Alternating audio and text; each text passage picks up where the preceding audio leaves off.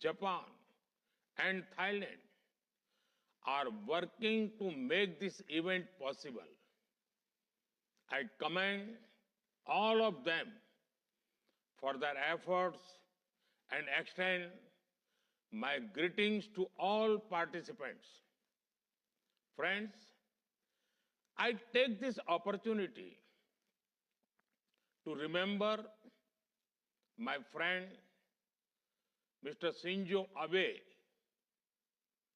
In 2015, the idea of Samvad emerged from my conversations with him. Since then, Samvad has traveled across various countries, fostering debate, dialogue, and deeper understanding. Friends, I'm delighted that this edition of Samvad is taking place in Thailand. Thailand has a rich culture, history, and heritage. It stands as a beautiful example of the shared philosophical and spiritual traditions of Asia. Friends, India and Thailand share deep cultural ties that span over 2,000 years. The Ramayana and Ramakien connect us. Our shared reverence for Bhagavan Buddha unites us. Last year, when we sent holy relics of Bhagavan Buddha to Thailand, millions of devotees paid their respects. Our nations also share a vibrant partnership across multiple sectors. India's Act East policy and Thailand's Act West policy complement each other, promoting mutual progress and prosperity. This conference marks another successful chapter in our friendship. Friends, the theme of Samvad speaks of the Asian century. When people use this term, they often refer to Asia's economic rise.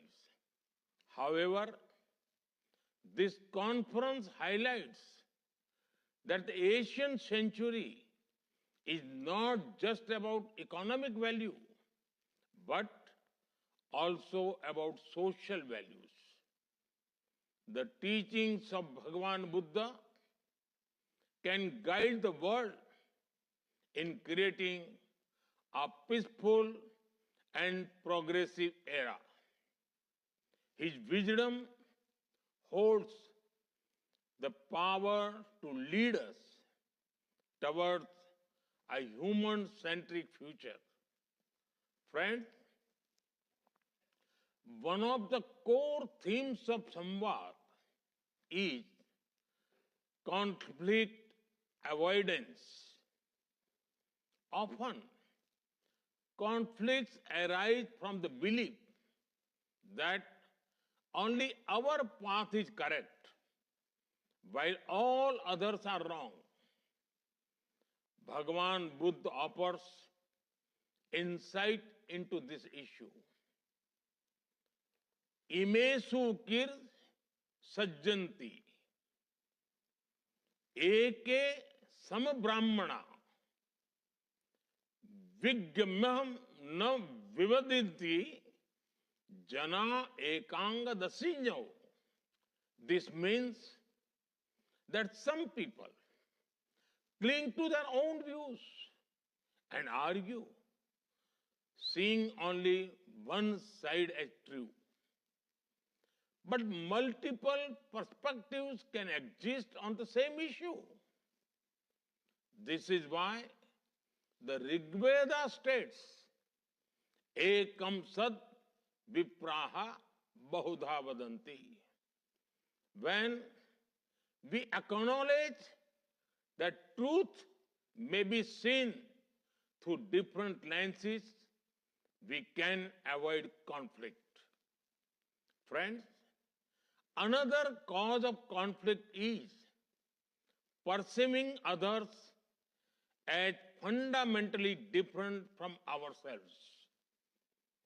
Differences lead to distance, and distance can turn into discord.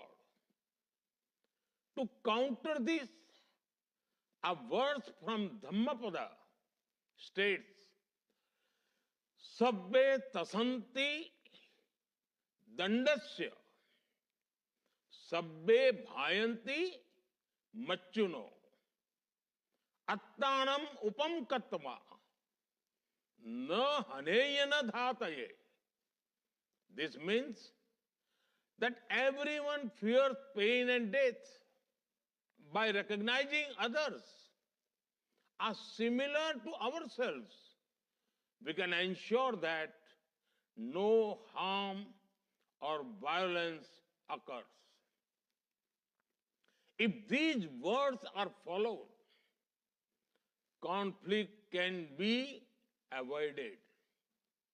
Friends, many of the world's issues stem from taking extreme positions rather than a balanced approach. Extreme views lead to conflicts, environmental crises, and even stress-related health problems. The solutions to such challenges lies in the teachings of Bhagwan Buddha. He urged us to follow the middle path and avoid extremes. The principle of moderation remains relevant today and offers guidance in addressing global challenges. Friends, today, conflicts extend beyond people and nations. Humanity is increasingly in conflict with nature. This has led to an environmental crisis that threatens our planet. The answer to this challenge lies in the shared traditions of Asia, rooted in the principle of Dhamma. Hinduism, Buddhism, Shintoism, and other Asian traditions teach us to live in harmony with nature. We do not see ourselves as separate from nature, but as a part of it. We believe in the concept of trusteeship, and as advocated by Mahatma Gandhi. When using natural resources for progress today, we must also consider our responsibility to future generations. This approach ensures that resources are used for growth, not greed. Friends, I hail from Vadnagar, a small town in western India that was once a great seat of Buddhist learning. In the Indian Parliament, I represent Varanasi, which includes Sarnath.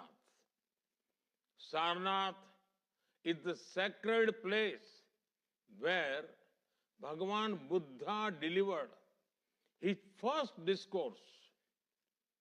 It is a beautiful coincidence that places associated with the Bhagavan Buddha have shaped my journey. Friends, our reverence for Bhagavan Buddha is reflected in the policies of our government. We have developed tourism infrastructure to connect important Buddhist sites as part of the Buddhist circuit. The Buddha Purnima Express special train has been launched to facilitate travel within this circuit. The inauguration of the Kushinagar International Airport is a historic step that benefits international Buddhist pilgrims. Recently, we have announced various development initiatives for Bodh Gaya to enhance its infrastructure. I warmly invite pilgrims, scholars, and monks from around the world to visit India, the land of Bhagavan Buddha.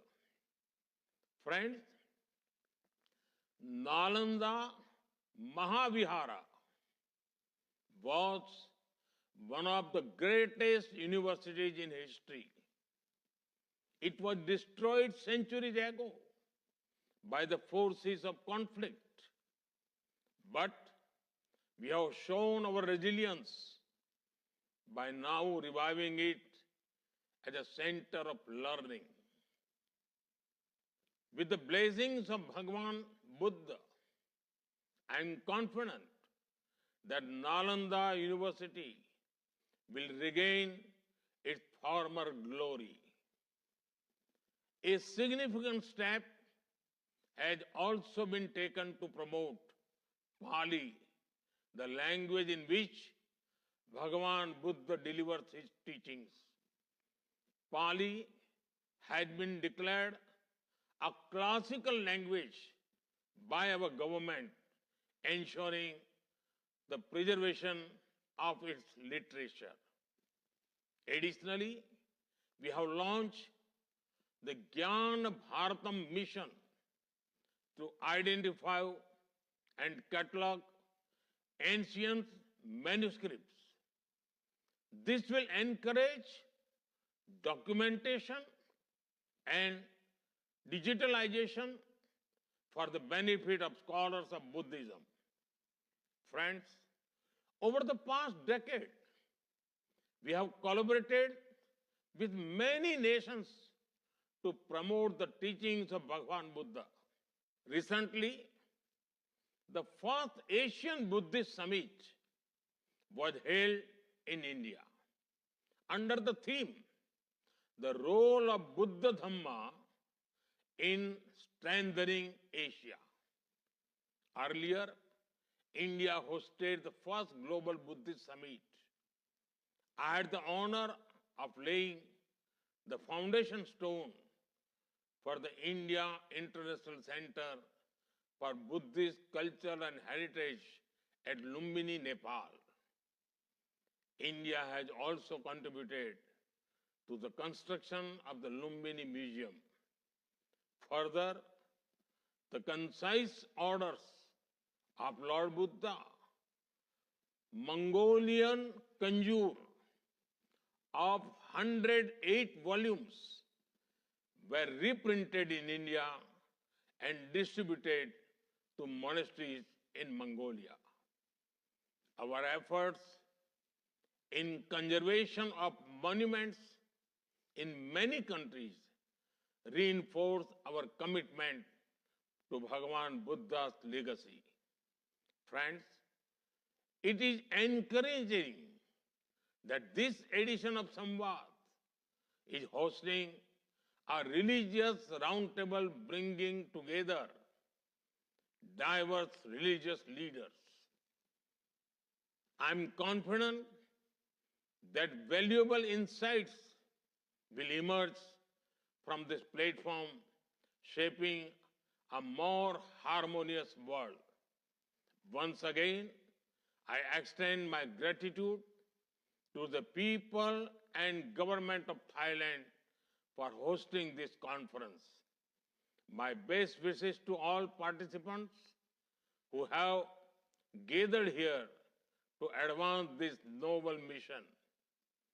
May the light of Dhamma continue to guide us towards an era of peace, progress, and prosperity. Namaskaram.